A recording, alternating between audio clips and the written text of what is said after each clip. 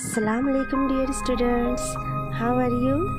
Myself Nasreen Khan from Al-Faiz Urdu Girls High School, Amalner, Jalgaon. My dear students, today we are going to understand a poem of Standard 9, that is 2.1 Comparisons. Poet of this poem is anonymous, means unknown. इस नज़्म के शायर का नाम नहीं बताया गया है, जो कि नामालूम है।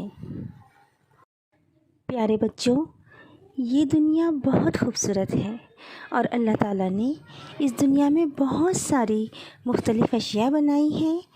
चंद चीज़ों के नाम आप बताइए ज़रा। जी हाँ, पेड़, पौधे, चरिंद, परिंद, फल, फूल वगैरह वगैरह। इन तमाम अशिया में कुछ यकसा मतलब एक जैसी होती है, तो कुछ एक दूसरे से मुखालिफ होती है।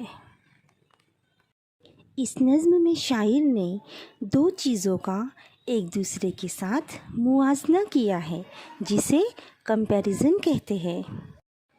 Comparison means to compare between two different things or persons having one common feature.